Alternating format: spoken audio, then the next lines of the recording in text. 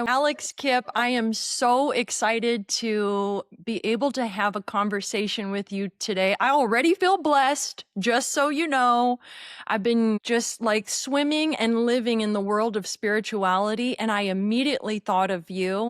I met you on set, God, I want to say it's a few years ago now, or at least two, something like that. And when we met, I remember you sharing with me that you held a leadership role at your church. And I got super excited about that. I don't know if it's still true today, but one thing that really stuck out with me that is so memorable is you kind of observed how I was on set that day with other people and with you. And I don't know if you even remember this, but you said something to me. You said, I wasn't sure if you were genuine. I said that to you? Yeah. Oh, dang. That's a big statement. Right? It stuck with me, and I did not take offense to it at all because you said something like, you're so positive and you're giving people all these compliments. I wasn't sure if it was coming from an authentic place. But then I think I was vulnerable and I shared some stuff about like being on the spectrum, and Yeah. then you believed me. Yeah. See, so it's okay. It's funny because we're remembering the same thing differently, and this kind of like interplays into people's own how they view themselves as how they view others, right? So I think the root of that question was, are you genuine or whatever, was a root insecurity of my own Ooh. because I couldn't accept at that moment the thing you had said to me, which was very affirming. And I still carry with me like today. And that is, again, we just met for the first time, right? And I was telling you all about my actor journey and the things I see for myself and want to do for myself, which normally I don't really share with a lot of people. And you just looked at me and you were like, yeah, I see that for you. Yes. I was just like, okay. Okay, thank you. You know what I mean? Yes, I And do. now, and I can't even tell you, like, literally tomorrow, I'm about to send a huge agent campaign out to all of LA, blah, blah, blah. It's third year in a row I've had to do it. Long story, right? Moving through different multiple agents as things have progressed. And that's like one of the things that keeps coming back to me, like you saying that to me. You know what I mean? But Oh, it's wow. interesting that my response to you was that, because that indicates my own lack of confidence at that time. Do you see what I'm Hmm. trying to say? I do see what you're trying to say. I think what you're saying is, Kat, that wasn't me saying that you are inauthentic. That was my own lack of confidence coming through. Yes. And weirdly, when you opened up to me and told me about your being on the spectrum, that weirdly was so comforting to me Hmm. because, in a way, it was like, well, I know she's not being inauthentic because, as far as I know, people on the spectrum in that regard, and obviously correct me if I'm wrong, because I could be totally wrong about this, generally don't lie about things like that. It's Do you hard know to what I mean? lie. It's Yeah, hard to lie when you're on the spectrum like that, right? it I really think. is. You're Yeah. right. That's what I've assumed and come to understand just kind of through my own not being on the spectrum. I think I'm my own kind of neurodivergent. I think I'm like OCTD, which is a different kind of thing. Yeah. But weirdly, you telling me that like made it hit even harder. I was like, fuck, she really sees that. That's cool, you know? Yes, yes, I Yeah. really did see it, and I still see it. And honestly, I wasn't lying when I said we could have a whole podcast based on the quotes that you repost to your page. You're so intentional. And I literally love every single thing that you post. And I can't say that about anybody else's Instagram. I just can't, because there's just so much crap and extra on Yeah. there that is just not necessary. And I think when you get really intentional and you put something that not only serves you, but it ultimately it serves others, that's the kind of stuff I'm here for. Yeah. Yeah. I love that. I love that. I've really held on to that like interaction because I think stuff like that's even more powerful when it's coming from a stranger. Mm. Because at that time, we were truly like strangers, you know what I mean? Like we didn't really know each other at all. And so when a stranger can like validate and see your potential, it feels even more real. You know what I mean? Yeah, because that person isn't invested in you and they don't have to say anything. I don't think that there's a motive. I was just calling a spade, and in your Exactly. case, Yeah. yeah, I just said what it is that I saw, Hmm. and I'm right. I'm right. I feel like Let's go. yes. Yes. So, listen, I want to talk a little bit more about religion and spirituality because I remember you sharing with me that you're a leader at your place of worship, and you're smiling so big right now, so that's really good. Is that still the case? And why did you get shy about it when I was calling you out on it on set? Because I thought it's something you should be really proud of. Well, no, now it is a point of trauma for me, Oh my goodness. but Should that's we great. even go there? No, we can totally go there. And I think the reason I was even uncomfortable with it then was because, I've always been a very spiritual person, right?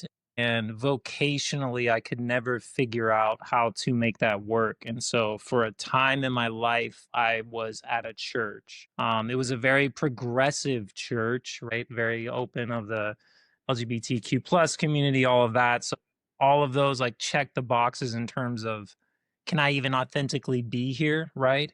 But at the end of the day, I still wasn't authentically able to be in that container, like that church container, you know? Mm. So it ended bad, right? In terms of like the kind of getting out of that world, right?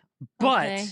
it really opened up more of my authentic calling and understanding of all this stuff. Do you know what I mean? I wouldn't necessarily call myself a Christian, if that makes sense. It's Okay. just it feels way too narrow for me at this point, and I think it kind of always did. So it's Mm, just funny you brought that up because you wouldn't have known that because we haven't talked necessarily since then. But no. for a while, it was a thing. Wow. But I love hearing about that. And it sounds like, without judging this at all, that you're evolving and you're getting closer to aligning yourself with what feels true for you. Yeah, And I don't know, you speak my language.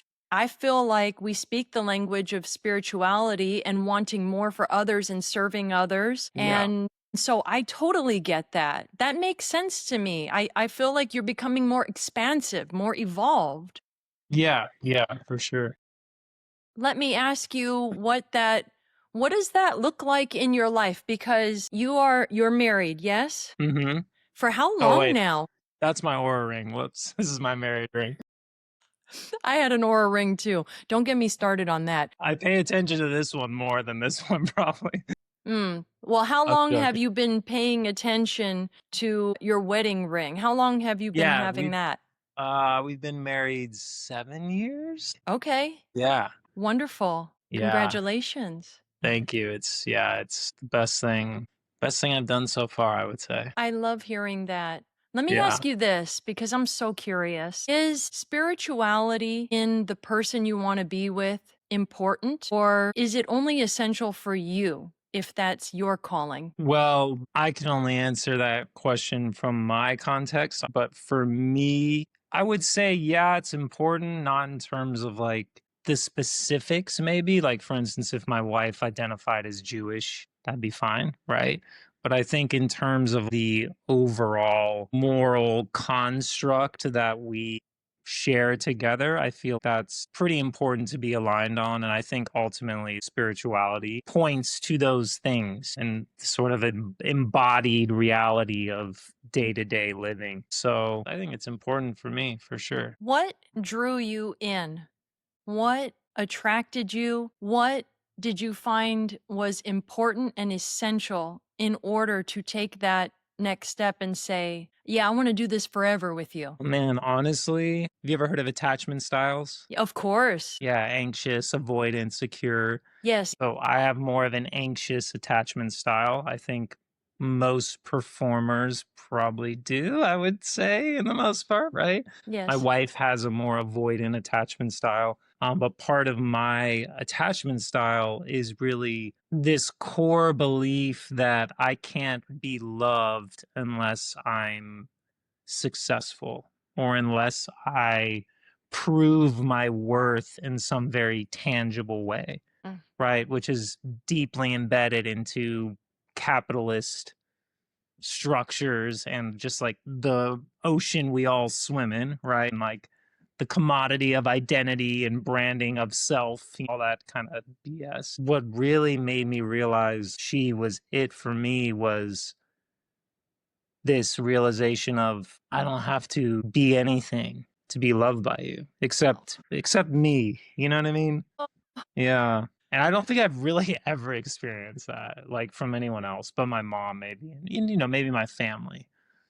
There's like a few key moments where literally that hit me so hard, and I was just like, "Whoa, that's a different kind of acceptance." yeah. And what that does for you, right? Makes you less anxious over time, right? It pulls you both into sort of that secure land, Yeah. which makes you show up differently in the way you perform or do all your other stuff in life. So I think that, yeah. I mean, that's huge, and it's so beautiful in its simplicity. Yeah. Yeah. And I think if we were going to talk about spirituality or God or whatever we call that, I think that's the core essence there too. In my mind, I think unconsciously there was always this, again, and this is deeply embedded into Christian stuff, that you're a sinner, you have to do certain things, you have to like kind of prove to God by, checking off these certain check boxes, and then God loves you. And it's like, but we're always saying God is love and God loves you no matter what. But then it's like we have to do all these weird things and he's always watching, and oh no, did I mess up? You know what I mean? And it's like that same understanding, right? When you experience that on like a human level, you realize like, oh, that's the divine, right? That's spirituality, just like total acceptance of just you. Wonder if you're willing to share some of those key moments you alluded to where you were like, whoa. Yeah. Yeah. I mean, one, just to get real, whatever. Yes, Sure, please. let's go there. One, so I've had like one mental breakdown in my life, like a legitimate, like kind of went to crazy town for like 4 or 5 days. I was actually after a 10-day Vipassana silent meditation retreat, which I don't I've know why done too. you've done too. Okay. So apparently this is a thing for some people. They actually kind of enter a sort of hypomania. So they haven't quite crossed over into manic land.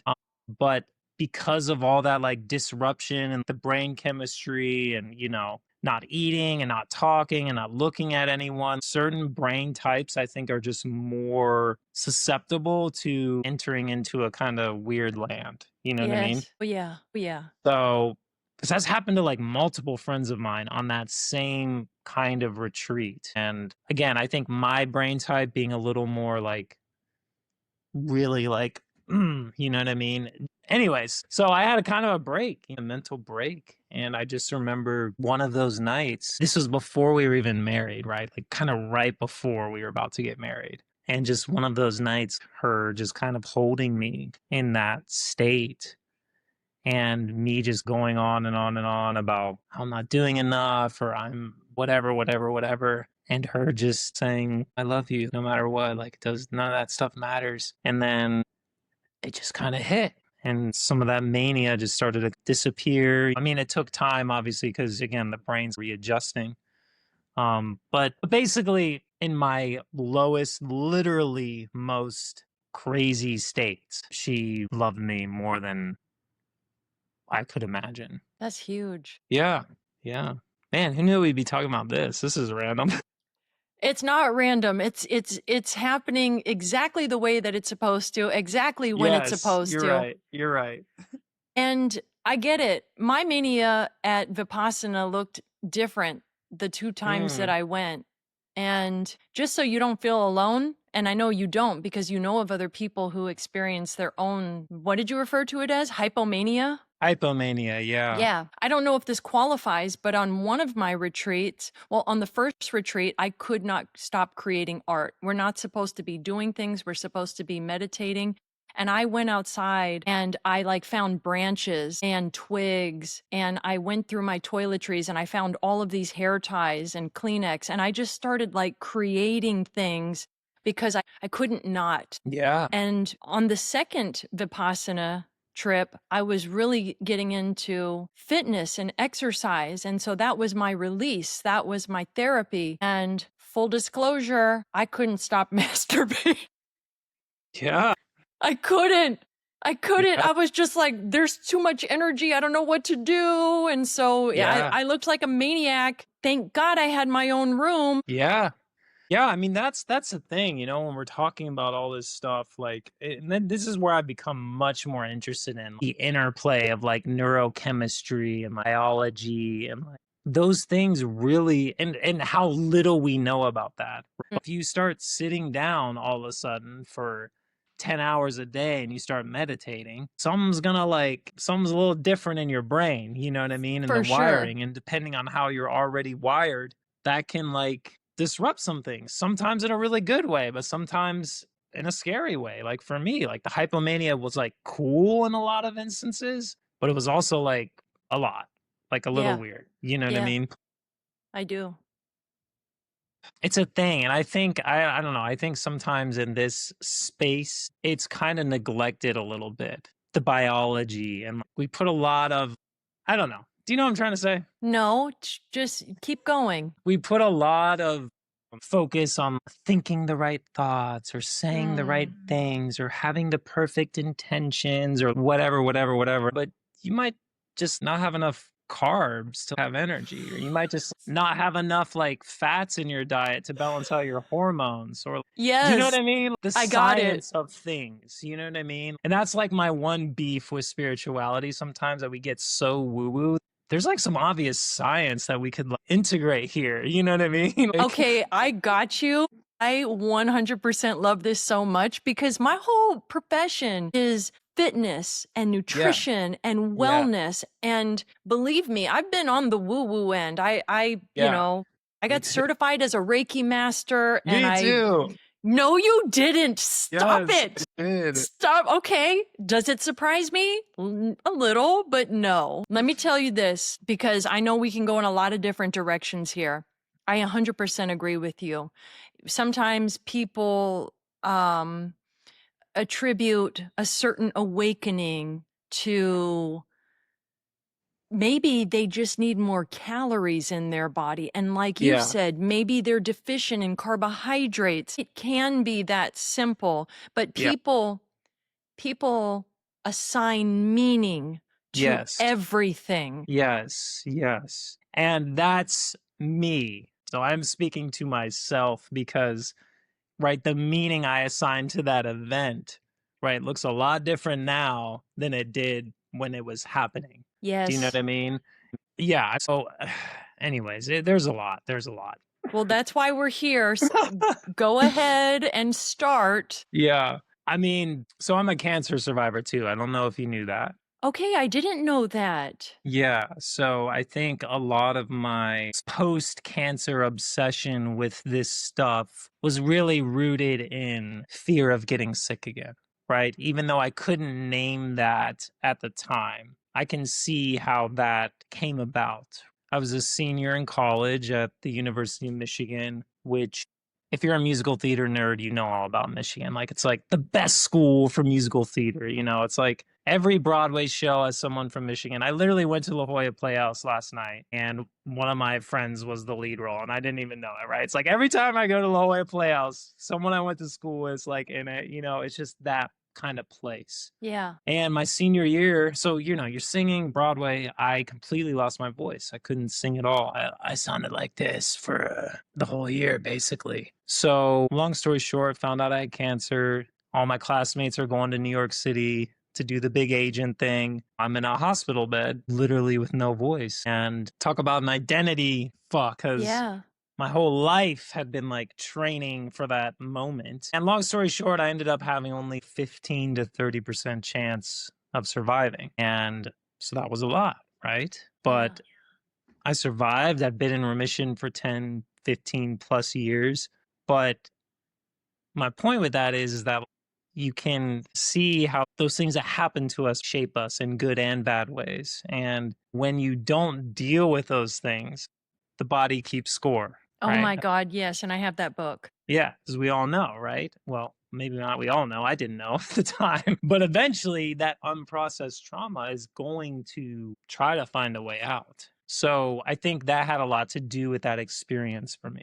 You know, I think the moment where a lot of that stuff just exploded onto the surface. And again, to be met in that moment with unconditional love really did a lot to sort of reframe everything. I do know. Yeah. I do know. And I really appreciate you sharing that with me because I had no idea. But I was able to follow all of that. And it makes perfect sense to me because the body does keep score. And I know about it firsthand. And it finds ways to manifest itself and be heard, usually in very painful ways, until Yeah. you're forced to look and deal with it. Mhm. Um, What has that been like for you? it has been a very rocky road with a lot of challenges and a Mm, lot of pain and suffering. And the good news is I just keep going. mhm, And there are inspiring people out there like yourself. There are good people out there like yourself, mhm, where even just moments where we meet, like that's all I need. And mm, they add up. And then I just make sure to surround myself with people like that because I'm very mindful about what I allow into my world because there's also a lot of muck, a lot of mm, stuff that I don't need and I don't want. And I'm not naive in that I know it exists, I know it's there, and I choose to be intentional with what I surround myself with and who I surround myself with. And so that's why I feel like I've been able to essentially level up in my life and get to this point where I've healed myself in so many different ways. And it feels really good because even though I didn't have cancer, I've had a lot of pain in my body, in my mind, in my emotions, and caused me a lot of suffering. But I'm happy to report that I'm in the best time of my life. Maybe that's why I reached out to you and I was like, I got to talk to Alex. I really want to talk to this guy and the timing is right. I'm just so excited about what's possible for me and for the people that I care about and for yeah, anybody who wants to improve their lives because I truly believe that anybody can. I mean, I believe that in my bones. yeah, yeah, 100%. With everything advancing these days, like AI, as scary as people make that out to be, like, I freaking love it. If you're a constant learner and constantly progressing and growing, you'll always find a way to leverage the new in a new way. Yes. And I kind of agree. Like, I also feel like this is like the best time right now. But it's also the scariest in some ways too. But that's kind of what makes it the best, weirdly, you know? Yes, I know Yeah. exactly. You know what it sounds like it's the best and the scariest because you don't know what's coming, but you believe that you're in it. You're up for it. You're on the Yeah. court, so to speak. You're Yeah. up for living. You accept the challenges because you know the challenges are only going to help you to grow and become a richer and more evolved human being. Yeah. That's something I've really been resonating with lately, that it's really not landing the role or signing with that agent or whatever. It's the process of your own evolution in attempting those things. It's who you're becoming. If we could just take out all the external things that we make it about, right? Because if you really think about it, it's like when you're on set doing the thing in the process is when it's the most fun, right? Yes. Not when the movie comes out and so says it was great. Yeah. It's the process of doing the thing, those flow states are what it's about, you know? Agreed. Agreed. Yeah. I think that those are the moments when we're fully present. Yeah. Yeah. I love that you mentioned flow states because I'm all about that. And the only way I think that you can get into a flow state is if you truly are present and if you're in alignment with what you're meant to do. Yeah, totally. Yeah, I've been really obsessed with the research on flow states lately. So Mihai, I forget his last name, Chmielowski, he was the OG of like the flow state research. And he was really the one who set this idea that what we're after is not even happiness, it's flow states. What we are wanting to desire in life is flow, those states of flow. Then the question becomes, okay, how do you design your life around flow states? How do you make sure that your day is packed with blocks of flow states, right? Yeah. The more scientific, systematic understanding of that stuff is so interesting because then you start to realize the human brain is only capable of so many flow states in a day because it is neurochemically costly to be in a flow state, Right. right? Yeah. So it's like, how do I protect my flow states? Right? Because shit like this is not designed I to keep know. us in flow. He's pointing to his phone right now. Oh, they can't see that, right? Right. Like everything is designed to like distract us and to like, clickbait us into some other kind of commodity that has nothing to do with what we are trying to do here, Yes. And man, the journey of like finding that discipline is the journey I'm on right now. And it is tough, but it feels so good when you're hitting it. You know what I Yeah, it mean? does. Yeah, it does. It's just like I don't want to check my text. I turn off all my notifications. No one touches me before 11 a.m. That's the vibe that am most trying to live into. I'm not quite there yet, but I'm almost there. Do you know what I mean? And it feels Yeah. so good. I love that because it sounds like you found your path. You found what it is that you want. It's going to be challenging and it's not going Yeah. to be quote unquote perfect. There's nothing that's perfect, but when you find the right path, damn, does it feel good when you're hitting it, when you Yeah. are making that tangible progress that you can Yeah. literally feel. I know what you mean.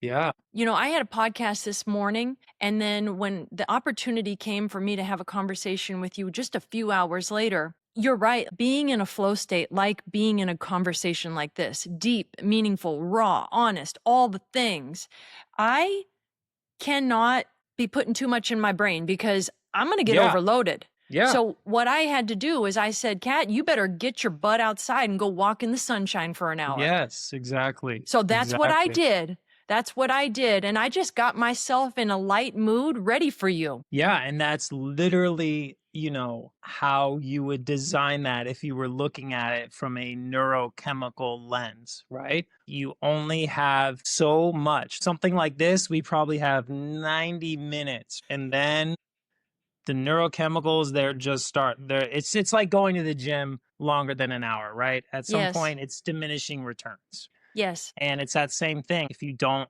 allow that recovery to come back and fill up, right? If you had gone to your phone and done all this other stuff for the next hour, this would not be as This would be enjoyable different. for you?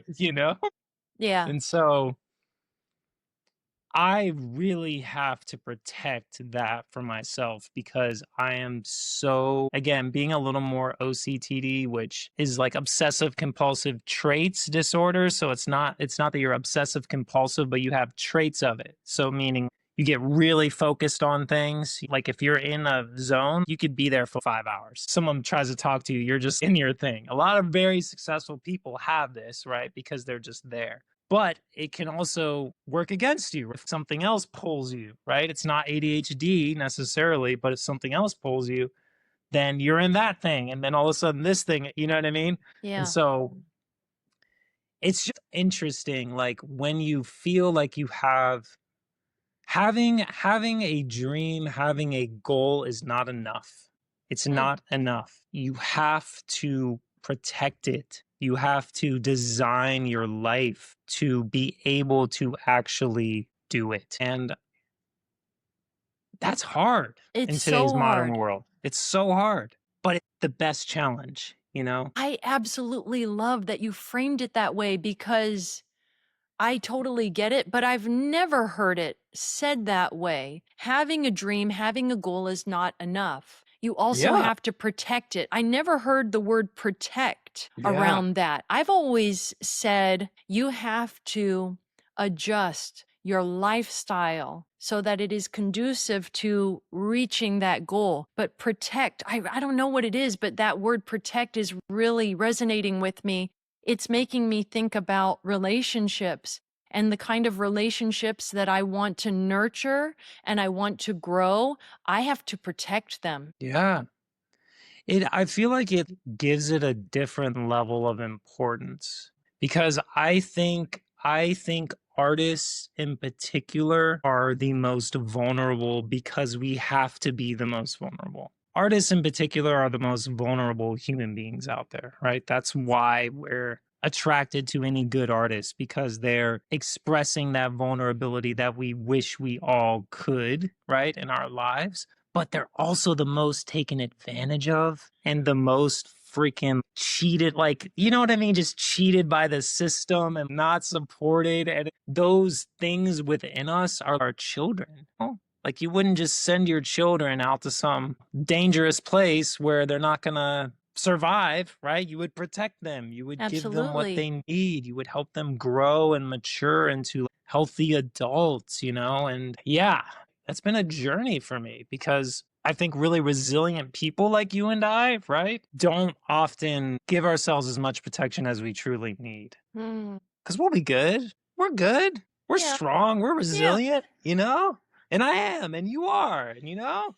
Let's go bench some shit. You know what I mean? I Like, know. Let's go deadlift. but like, you know, these are like precious children, you know? Oh my God, I just love this so much. I never thought about it that way because you're right. I always go to the latter. I always go like, I'm strong, I'm good. I got this. I Yeah, can and handle that's what it. gets us through 100%. We can't lose that either, you know what I mean? But there's those shadow parts of ourselves, I think, that are underdeveloped in all of us, right? And for you, you probably have different things and I have different things. But yeah, like once you find those, letting them out, letting them have space in your being to help you. It's another thing I've been very interested in. This idea that within us is like a mansion of like potentials. And for instance, for me, right, protection is not something I do for myself often. It's like a potential within me that's locked behind a door in this mansion that I never really let come out too much. What would it look like to like let all those parts of ourselves out? Why would you have a mansion with a bunch of locked doors, you know? Well, how do you let them out safely? Because otherwise, I could see chaos ensuing. Yeah. Yeah. Well, and so here's the thing, right? Some shadow potentials don't need to be indulged, but they can still be recognized, right? Yes, So, yes. for instance, rage, right? I don't express rage often, but it's in there. It's Mm. a shadow side of me, and it's helpful in some instances, right? But I don't want to indulge that necessarily. But I also don't want to deny it that it exists. You know what I I get mean? that. Yeah, I get that. So I think like how do you let it out safely is contextual to the shadow itself. Does that make sense? Yeah. So, what advice would you give me if I give you the example of a shadow side of me would be jealousy? Something that I've been Jealousy. grappling with my entire life. And most of my life, including my adult life, I denied it. I just pretended that it didn't exist when in fact it was so strong. And that obviously doesn't work. And so I'm trying something new, even today, where I admit that this is something that I really want to transform into something else. What would you say to that? Yeah. So I mean, I think all of these. So what's the opposite of jealousy? So to be jealous is to want something. In my case, it's like to want more of something from someone. Hmm. And you're going to have to help me. Wasn't it like you're envious of someone or you're I mean, I think with things Yes. like that, it's about like what is jealousy trying to tell you? What is it trying to give you? Like if you were to talk as jealousy right now, like if you were just to improv as your jealous self, Why did they give attention to her and not me? do you feel like you need attention? Yeah. I need the connection. I feel like there's a disconnect. There's a It's not ho disconnect. it's not how I feel now, but I'm thinking back in my recent past. I feel that jealousy only emerges when I feel disconnected to someone. Boom. So what are you needing? I need reconnection. Yeah. See, that's what I mean, right? Like, we obviously don't want to indulge jealousy too much because jealousy isn't necessarily that helpful, No. right? But it's attempting to tell us something, right? So, like we just did right there, you can literally have a conversation with jealousy. I never thought about that. I've had a lot of conversations with anger, but Yeah.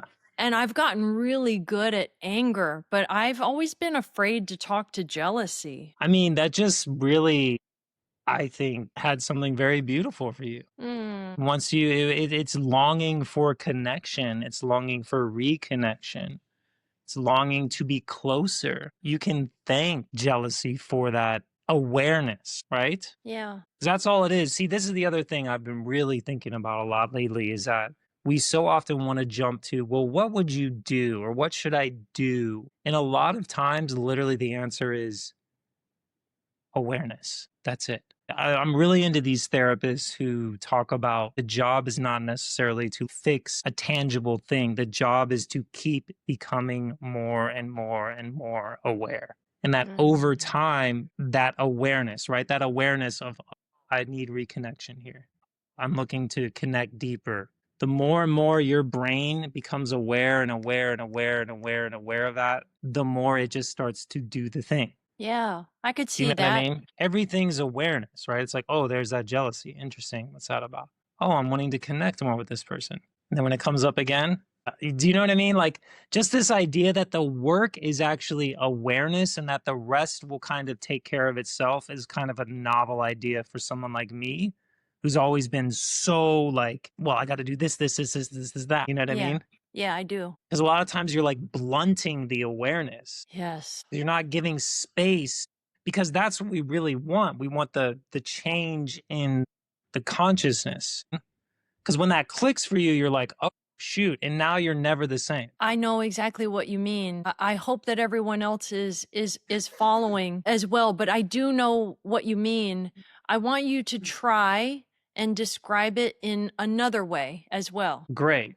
So I'll give you an example of my own self. I discovered recently that a big shadow for me is being average. I do not let average have a place in my being. And I'm getting very emotional about that because imagine your whole life is designed around being exceptional or having to be exceptional. There's a cost to that eventually. It's a great thing, gets you a lot of places, gets you far in life, but there's a cost to it. And so the aspect of myself that I've often denied is average, that I'm not only exceptional, but I'm also very average. And if average has no place in my being, that's a problem. So when I'm having conversations, when I'm meeting someone for the first time, if I catch myself going into that exceptional mode, right, in the way that I'm talking about myself or the way that I'm showing up, that's an awareness. I'm doing it. Just that moment of awareness is enough to subtly shift. Do you know what I mean? Yeah, I think so. Because I want to be able to let average come out of the mansion, come out of its locked room, because it has a place in my being, a very important place. You know what I mean? Yeah, I think Yeah.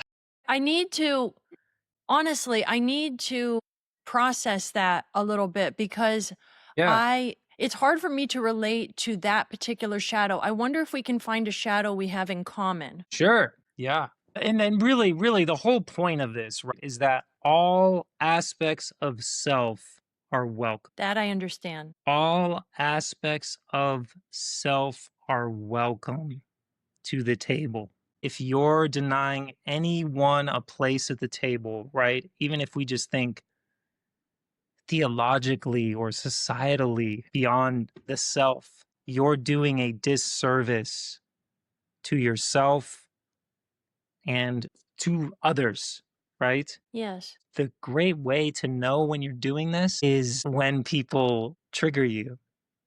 Oh, So we're bringing it all the way back, right, to this conversation, right? Remember yeah. how you were saying my response to you was the whole I didn't think you were authentic or whatever, Yeah, and right? you literally told me that, which doesn't seem like a normal thing to do. You called me out. I mean, you called yourself out. Because there's right, exactly. So that's a moment for me if I had enough awareness then, which I didn't, but that would have been a moment for me then to be like, okay, what about that is triggering? What about that is about me? And what part of that in me am I denying and not letting come to the table?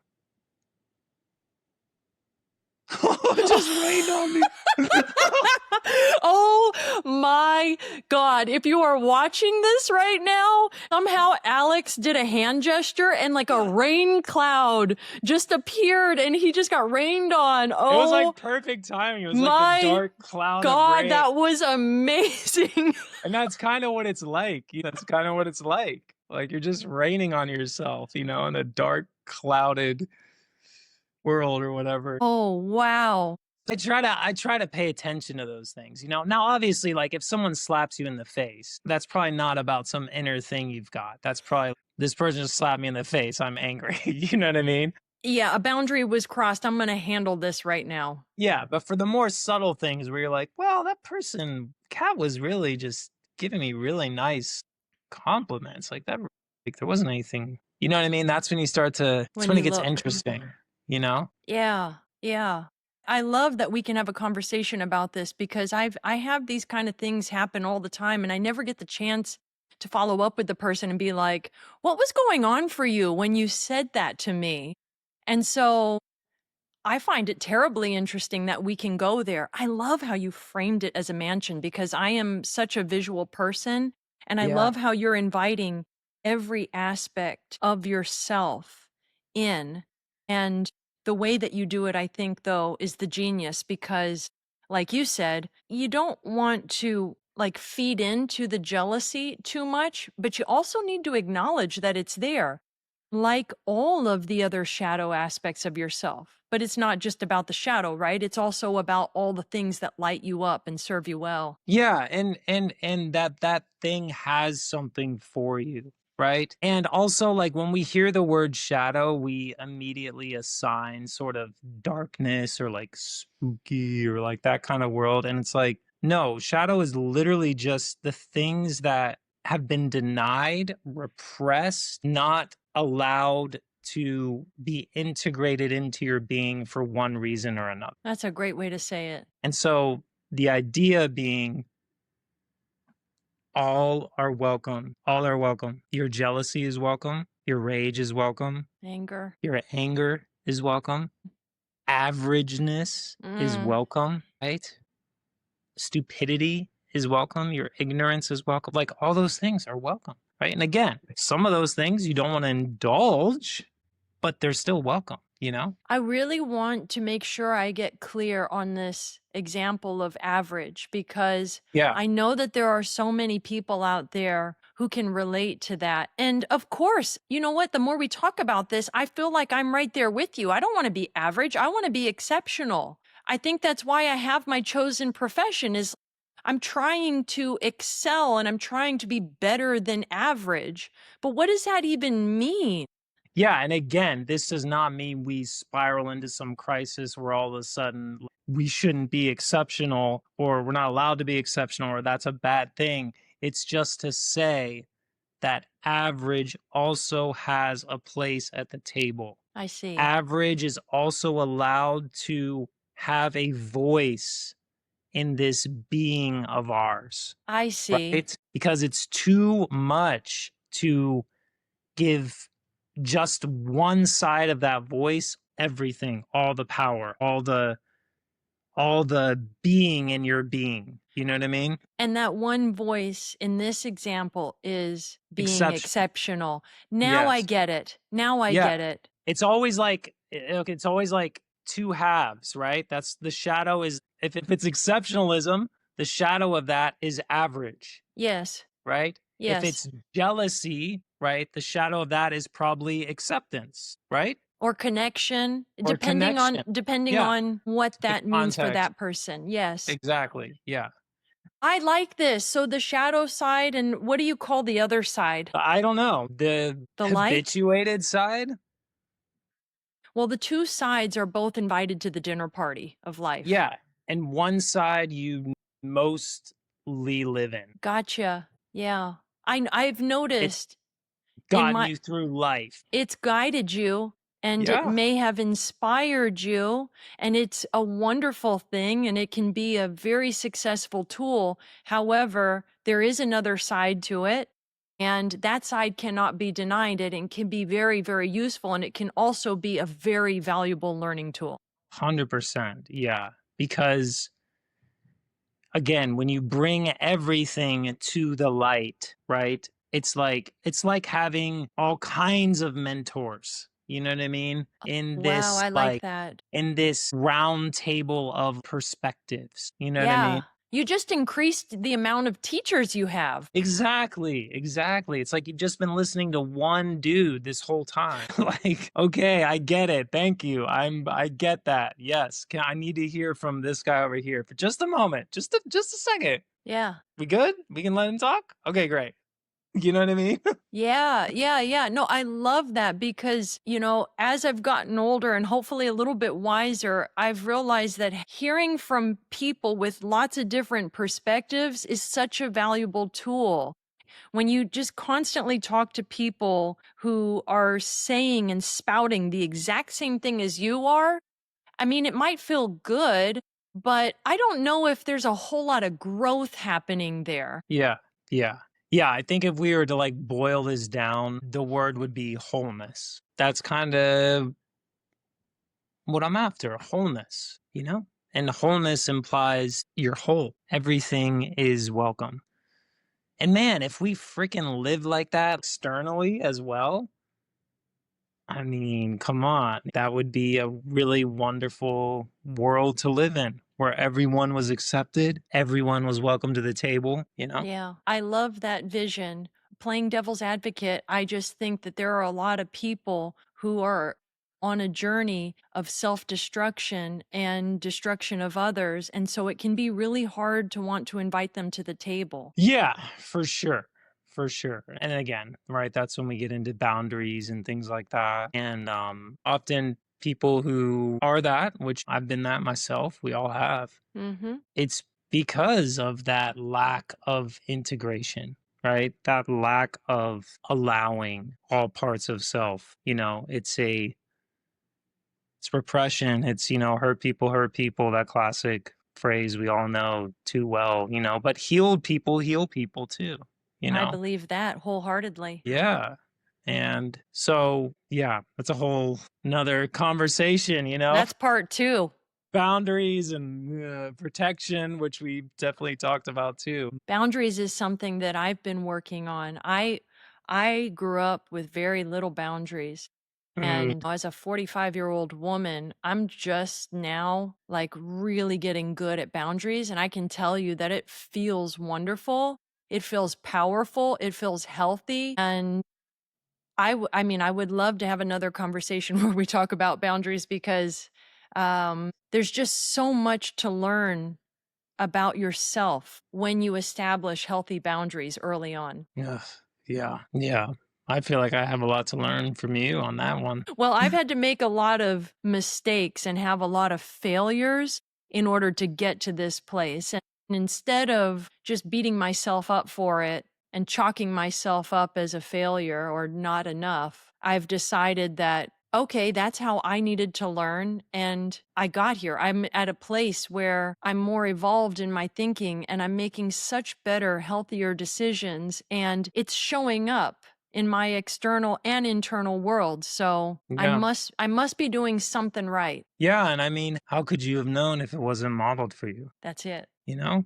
Like that again, that's why a lot of this shadow stuff comes up because we just have no context for it in our experience. If you didn't grow up with any boundaries, how would you have any context for it? How would you know what that looks like? I didn't. Yeah. Yeah. But that's extremely brave, right? For you to again be aware enough to know, number one, that you didn't have the context, but number two, that it's needed, and number three, to attempt it, right? Yeah, I appreciate you acknowledging me for that. I am lucky enough to be aware of the folks out there who do have healthy boundaries and they inspire me. Yeah. There are a lot of people doing a lot of stuff that I admire, and so I pay attention to them. How we You're learn. one of them. Oh, Keep posting amazing stuff, and I need to have you back on so we can talk about boundaries and more stuff. But Alex, is there anything else that you want to share? no, I just appreciate you. I just appreciate you. And, this week, it's going to be a stretching week for me, and I hold people like you in my mind when I'm doing those hard things, just those little things that sometimes strangers say that really can stick with you for years. So I guess that would be my last thing. Like share your love for people, like tell them the things that you want them to hear, because you never know how it's going to stick. I love that. And I want to start right now by telling you I appreciate you so much and for having the enthusiasm to be on here and be vulnerable with me today. It means the world to me. The thing that fills me up the most is having these deep, meaningful conversations with people like you. So thank you. Thank you.